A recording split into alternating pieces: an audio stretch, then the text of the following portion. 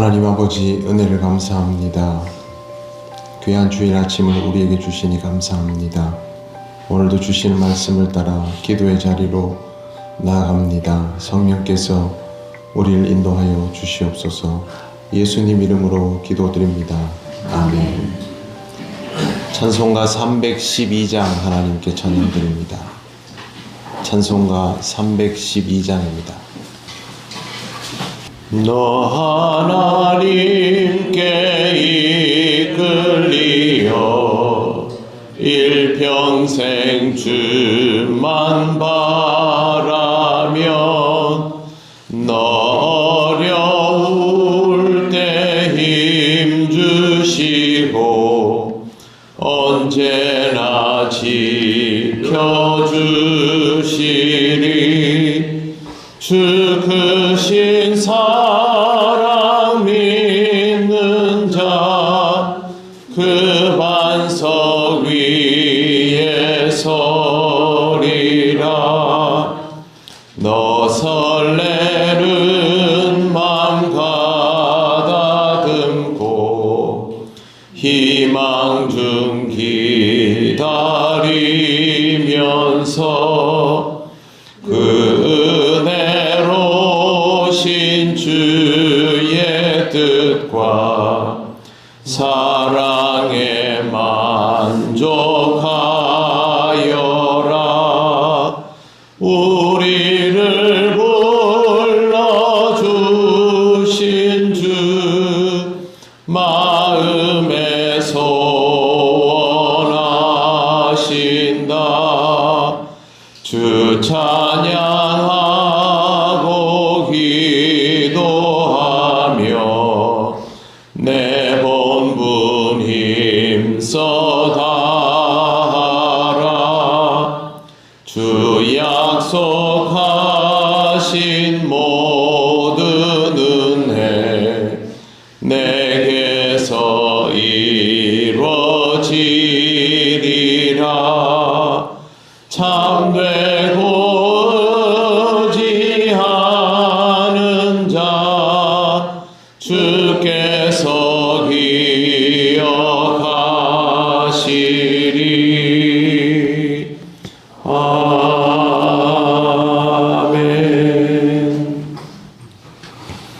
하나님 말씀 이사야 14장 1절 2절입니다. 구약 983쪽입니다. 이사야 14장 1절 2절 말씀입니다. 다같이 봉독하겠습니다. 여호와께서 야곱을 긍휼히 여기시며 이스라엘을 다시 택하여 그들의 땅에 두시리니 나그네 된 자가 야곱 족속과 연합하여 그들에게 예속될 것이며 민족들이 그들을 데리고 그들의 본토에 돌아오리니 이스라엘 족속이 여호와의 땅에서 그들을 얻어 노비로 삼겠고 전에 자기를 사로잡던 자들을 사로잡고 자기를 압제하던 자들을 주관하리라. 아멘. 오늘 말씀에 보면 여호와께서 야곱을 긍휼히 여기신다라고 되어 있습니다. 하나님께서 야곱, 즉 이스라엘을 긍휼히 여기신다는 말은 회복의 기회를 다시 주신다라는 의미입니다. 특별히 다시 택하여 라고 되어 있는 것은 하나님께서 그들과 다시 언약을 맺으신다, 언약을 갱신하신다 라고 해석할 수 있습니다. 이 말은 지금 이스라엘이 유다가 패망하게 되는 상황은 언약이 사실상 파기된 상태라는 뜻입니다. 나라가 망하건 말건 이 사람들은 자기들이 택한 백성이니까 하나님께서 영원 무궁토록 마르고 닳도록 우리를 인도하시고 보호해 주실 것이다 라고 생각하지만 실제로 이스라엘과 유다는 선을 넘어버렸기 때문에 약속은 사실상 파기된 상태나 다름이 없습니다. 그런데 하나님께서 이 백성을 붙들어서 다시 택하고 본래의 땅으로 되돌려 주시고 이런 과정들을 직접 밟으신다는 것을 선지자 이사야를 통하여 말씀하여 주시는 것입니다. 다시 택하여 그들의 땅에 두신다라는 표현도 고향으로 돌아오게 된다라는 것인데, 사실 이게 기적과도 같은 일입니다. 우리나라가 일제강점기를 36년간 겪었는데 사실 지금까지도 그 일제강점기의 영향에서 완전히 자유롭지 못하지요. 식민 지배를 받던 굉장히 많은 나라들이 사실상 자신들의 언어나 문화를 다 잊어버리는 경우가 대부분입니다. 이스라엘, 유다는 식민 지배를 받습니다. 70년이죠. 그리고 그 지배가 어떤 형태였냐 하면 한쪽은 다 뿔뿔이 흩어지고 한쪽은 포로가 돼서 끌려가는 형태였습니다. 나라의 지도자들, 유력자들, 그 집안의 혈통들이 모두 만리타양으로 끌려가서 포로 생활을 70년을 하면 몇 세대가 지나는 것입니다. 그러면 사실상 돌아올 이유조차 없어지게 됩니다. 하지만 놀랍게도 이스라엘은 유례 없이 집단으로 되돌아옵니다. 하나님께서 이집트에서 이 백성을 집단으로 끄집어낸 것도 사실은 말이 안 되는 일인데, 그런데 하나님께서 다시 바벨론에서 이 백성을 집단으로 되돌아오게 만든 것이죠. 하나님이 얘기하시고 또 페르시아의 왕이 하나님의 뜻에 순종해야지, 그렇게 이루어진 일은 아닙니다. 그러나 하나님이 만들어주시는 상황들이 이 백성이 그렇게 돌아올 수 있도록 길을 열어놓은 것은 똑같습니다. 이것은 홍해가 갈라지는 것과 다를 바 없는 놀라운 기적이었던 것입니다. 그런데 이 백성이 2500년이 지나서 20세기에 그들의 의도하지 않았던 일들로 인하여 다시 그 고향 땅으로 되돌아왔습니다. 그래서 이스라엘의 독립이 우리나라가 정부를 수립하는 같은 해에 이루어졌습니다. 이 사람들 되돌아오려고 애를 썼던 게 아닙니다. 2000년 동안 특히 기독교인들에게 엄청난 박해를 받으며 버텨왔던 유대인들이 견디다 못해 자기들이 살 자리를 찾았습니다. 처음에 찾았던 곳은 아프리카 우간다 땅이었습니다. 그런데 이 민족이 집단 거주할 영역이 허락되지 않자 돌아가려면 우리 고향으로 돌아가자 해서 지금의 이스라엘 땅으로 돌아오게 된 것이죠. 이것도 하나님의 놀라운 역사입니다. 이스라엘은 이러한 일들이 자신들에게 일어나면 하나님의 의도가 무엇인지를 정확히 알아보려고 노력해야 하는데, 사실은 그 부분에 대하여서는 좀 서툴렀습니다. 1절 마지막에 보시면요, 나그네 된 자가 야곱 족속과 연합하여 그들에게 예속될 것이며 라는 표현이 있습니다. 나그네 된 자는 이방인들인데, 이스라엘이 돌아올 때 이방인들이 함께 와서 이스라엘 신앙 공동체 안에 그들이 예속된다라는 표현입니다. 우리는 이 예속된다라는 표현에 대해서 조금 더 깊이 들여다볼 필요가 있습니다. 히브리어로 사파흐라는 단어인데요. 이게 강제로 속해졌다라는 말이 아니라 달라붙었다라는 의미입니다. 유대인들이 돌아올 때 이방인들이 유대인들에게 붙어서 같이 돌아오게 된다라는 뜻인데, 이 말을 일반적인 의미로 해석하면 안 됩니다. 그러면 유대인들이 주도권을 잡고 이방인들이 강제로 끌려와서 그들 밑에 들어가는 형태가 되지만, 그것이 아니라 하나님 신앙을 가진 유대인들이 돌아올 때 하나님 신앙을 가지게 되었던 이방인들이 그들과 함께 움직이기 시작했다라는 뜻입니다. 복음적으로 말하면 하나님의 백성의 유대인과 이방인이 함께 어우러지게 되었다라는 의미가 여기에 있습니다. 그런데 유대인들은 이 말씀을 신앙적으로 받아들이지 않고 물리적으로 받아들이게 되었습니다. 그래서 자꾸만 혈통을 따지고 율법을 따지는 어리석음으로 나아가게 되었던 것이죠. 이스라엘은 그동안 자기들이 고통받았던 시절이 많으니까 그 시절을 반대로 만들고 싶었을 것입니다. 그러다 보니 성경 말씀에서 문자로 기록되어 있는 것들을 항상 문자적으로만 이해하려는 오류에 빠지게 됩니다. 2절 말씀을 보시면, 민족들이 그들을 데리고 그들의 본토에 돌아오리니 이스라엘 족속이 여호와의 땅에서 그들을 얻어 노비로 삼겠고 전에 자기를 사로잡던 자들을 사로잡고 자기를 압제하던 자들을 주관하리라 라고 되어 있습니다.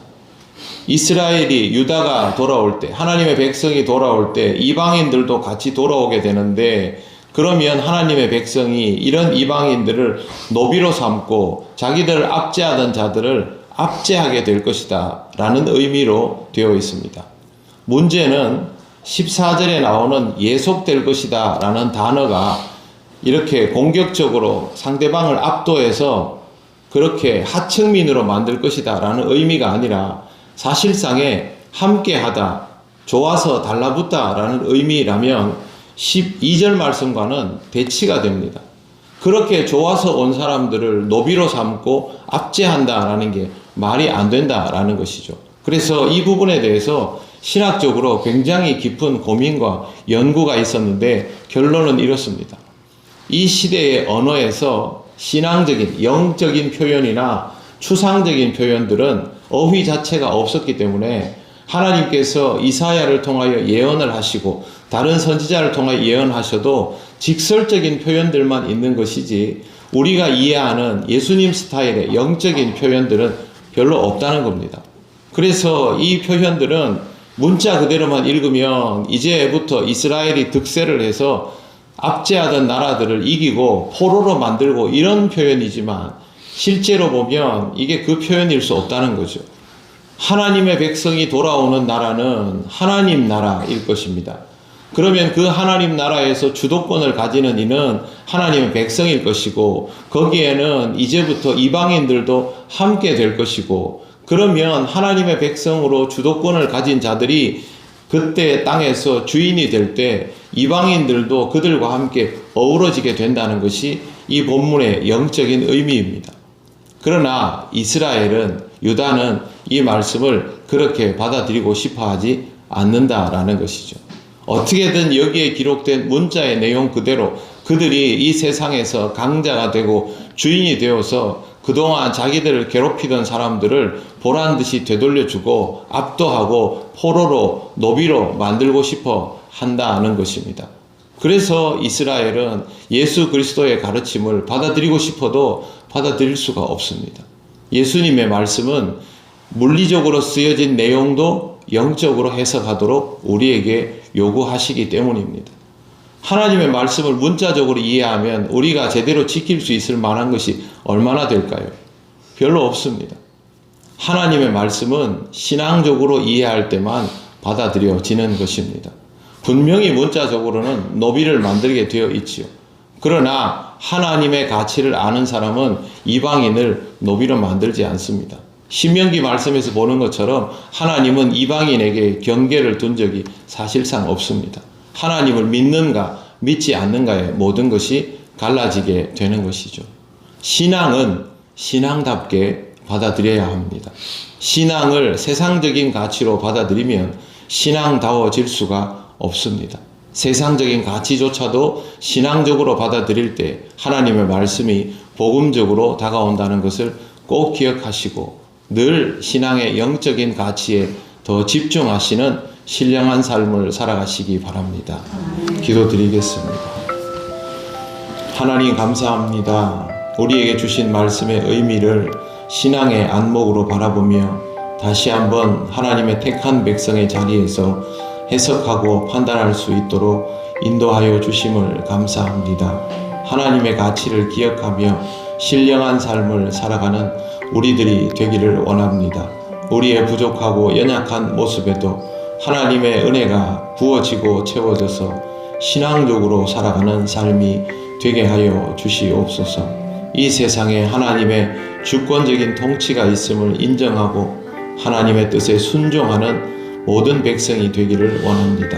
거룩한 주일 하나님께 영광 돌림을 감사드리고 예수님 이름으로 기도드립니다. 아멘. 하늘에 계신 우리 아버지의 이름을 거룩하게 하시며 아버지의 나라가 오게 하시며 아버지의 뜻이 하늘에서와 같이 땅에서도 이루어지게 하소서.